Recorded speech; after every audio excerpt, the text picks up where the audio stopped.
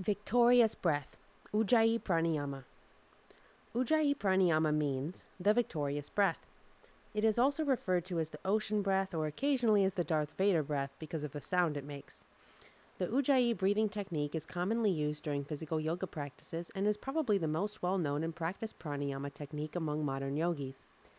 As mentioned earlier, it's often misused and misunderstood. But before we get all anti-Ujjayi breath or think that most of us are doing it wrong, I would like to clarify that there isn't a right or wrong way to do any of these exercises. Breathing is a tool that has many purposes. We can't understand the purpose of the tool unless we know how we want to use it. If we have an intention and our chosen tool doesn't accomplish that intention, either we are using the wrong tool or we are using the right tool in the wrong way. I use this formula in almost everything that I teach or create. Intention divided by purpose plus action equals intended goal divided by desired outcome. With the consideration of our intention or purpose, we choose a tool, breathing exercise, with the action that gives us the results we desire. But for this formula to work, we need to understand why we are practicing with this specific tool. We need to know what the tool does, why it does that, what all of its other uses are, and if we use this particular tool in this specific way, will the results bring us towards our desired goal? I say all of its other uses because sometimes a tool does exactly what we want it to do, but it might also do some things we don't want it to do. For example, a strong and loud Ujjayi breath helps focus the mind, but generating the amount of force needed to create this sound takes a lot of effort, which can result in overbreathing. If we understand the effects, then we can change or modify the practice to do what we intend. While I have expressed that most of the yogis I have encountered who practice Ujjayi in their asana are overbreathing, they aren't doing it wrong if their intention is to breathe deeper and harder than necessary. In many situations, we might want to breathe like this. But if we are not trying to overbreathe and instead wish to conserve and extend energy, then we probably want to choose another technique or modify the way we are practicing Ujjayi Pranayama. It is ironic that most people practicing Ujjayi in class are overbreathing, because Ujjayi is one of the most effective methods for slowing and regulating the breath. Still, if we take deep, full breaths without dramatically slowing our rate of breathing, it becomes excessive over time. Ujjayi Pranayama is practiced by mildly tightening the throat as you would if you were whispering softly but with your mouth closed. This action constricts the glottis and narrows the airway. The vocal cords are abducted so there is no phonation of the voice. Instead, the soft sound is breathy. You can practice by opening your mouth and exhaling as though you were trying to fog up a mirror or make a non-vocalized sound, and then closing your mouth and keeping your throat constricted while exhaling with a silent Once you feel comfortable and can effortlessly create the Ujjayi breath on the Rachaka, exhalation, add it to the Puraka, inhalation. This is the basic technique. However, Ujjayi can be practiced in many ways. I like to compare this to breath practice to a gardening hose. If I take a hose and place my thumb over the opening, I can regulate the pressure and the amount of water that comes out. This regulation works in conjunction with how much I turn the faucet. If I keep it low, I can water a delicate flower without spraying the dirt everywhere or destroying the flower. If I turn it up high, I can blast dead bugs off my car's windshield. My thumb is basically doing the same thing, but varying the water pressure gives me dramatically different results. With all breathing practices, the depth, rate, and force of the breath will change the effects of the practice. If a teacher tells you to do it louder when practicing Ujjayi in class, consider it a red flag. Louder isn't bad and quieter isn't better, but louder means more force, which means a deeper breath. Unless you are very aware of slowing your breath, you will overbreathe. As we've discussed in depth, overbreathing can have many negative effects, especially if it's done throughout an entire practice. Understanding the intention of the practice and the effects of the breath will always guide you down the right path and dispel confusion. Let's move into the uses and benefits of Ujjayi. The sound it makes is called Ahapa mantra, which means the unspoken mantra. In meditation and Eastern philosophy, mantras are powerful tools for training and understanding the mind. In fact, the word mantra means tool for the mind. A mantra is a sound or phrase that is repeated over and over. This repetition acts as a vehicle to guide our thoughts back to the present when the mind begins to wander. Mantras also allow us to focus our thoughts, feelings, and emotions so we can move into deeper states of consciousness that empower us to discover our innate wisdom and reach higher states of spiritual awakening. The Ahapa sound mantra of Ujjayi is an effective tool for focusing the mind to be present and keep it from wandering. If we make it louder and more forceful, then it is easier to focus on and more effective for this purpose. But can we achieve the same focus and presence without being loud? A well-known and highly respected yoga teacher named Mark Whitwell, who was a student of Pranyama, the father of modern yoga, loves to teach a robust and very loud Ujjayi breath. In his classes, Whitwell comes around and listens for the intensity of a student's breath, often getting very close and repeating louder until they reach a volume that he finds sufficient, which usually makes the class sound like a Darth Vader convention. The physical yoga practice that he teaches is also very gentle in comparison to most asana practices. In his class, the focus is clearly on the mind and breath and not the physical movements. His method of practice can be done without overbreathing if emphasis is placed on lengthening the puraka and rachaka. Extending the breath cycle also helps increase our awareness of the breath. Because Whitwell's asana practices are physically less demanding than most classes, keeping a very deep, slow, and loud Ujjayi is attainable, yet can still be quite challenging. Understanding his intention for the breath gives insight into why he teaches it this way. I would not teach or practice Ujjayi this way during a physical practice, even though placing so much emphasis on the quality of the breath is a useful tool to stay present. I teach my students to use Ujjayi to focus their thoughts and stay present, but my approach is different.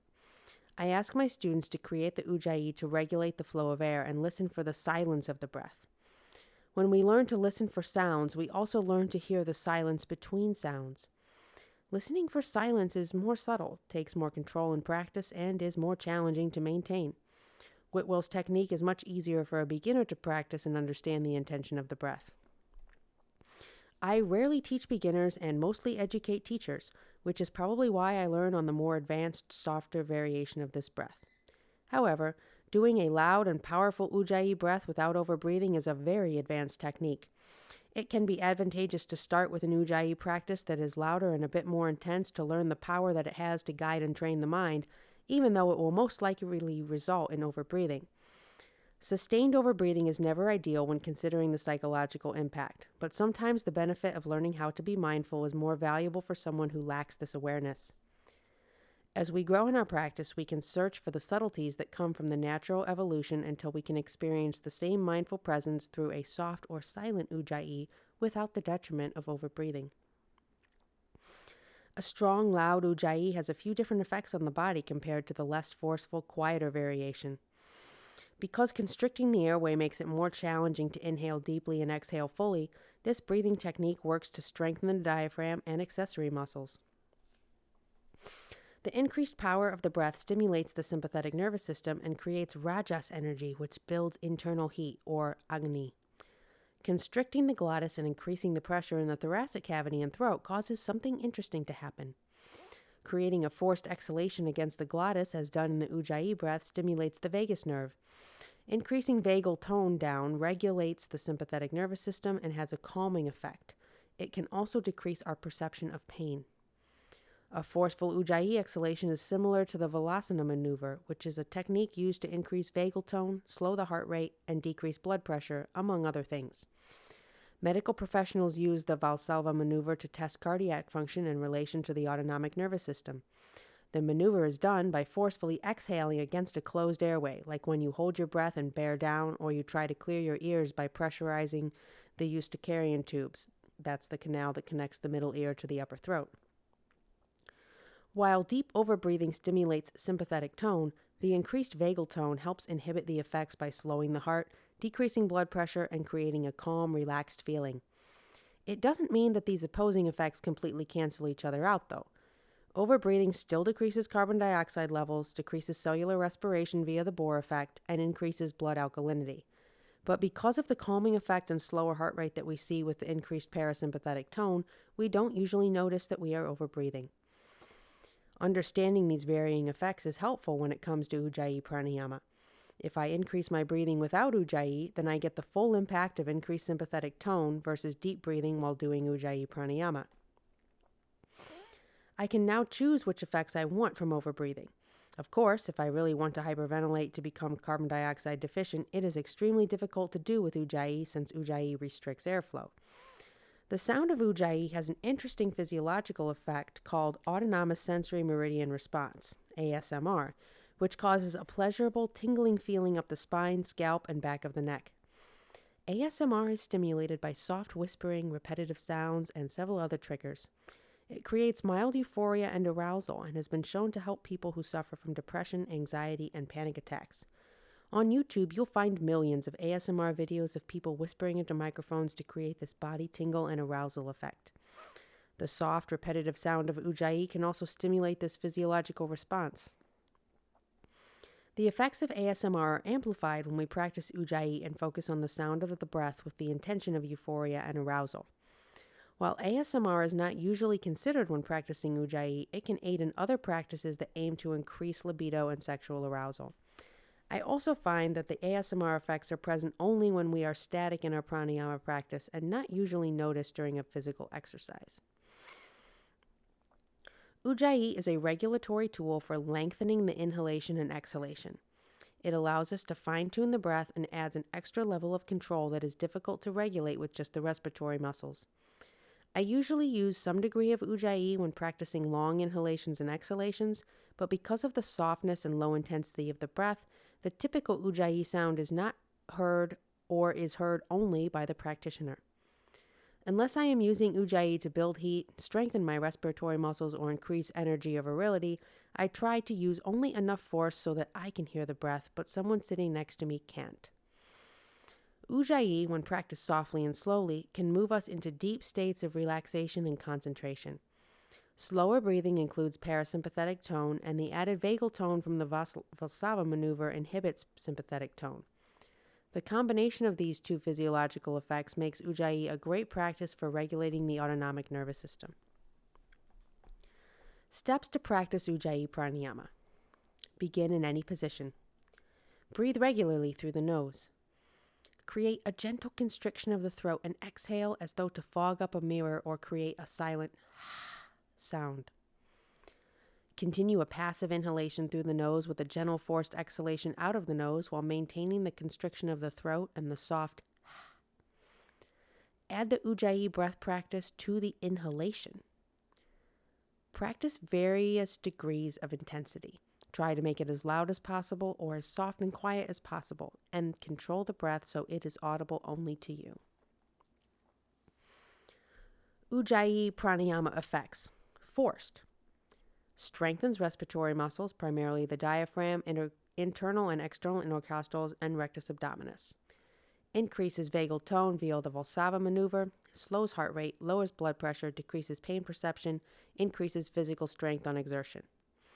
Increased sympathetic tone, focus and energy. Decreased carbon dioxide levels, constriction of blood vessels and airways, lowered oxygen exchange.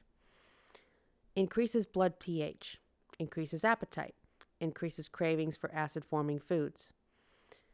The sound helps focus the mind. Increased rajas energy, increased internal heat. ASMR effects of euphoria and or arousal. Soft Ujjayi pranayama effects. Slow and regular breathing. Increased vagal tone via the Valsava maneuver, slows heart rate, lowers blood pressure, decreases pain perception, increases physical strength on exertion. Increases parasympathetic tone, calming and restorative. Increases carbon dioxide levels, opens blood vessels and airways, increases oxygen exchange via the Bohr effect.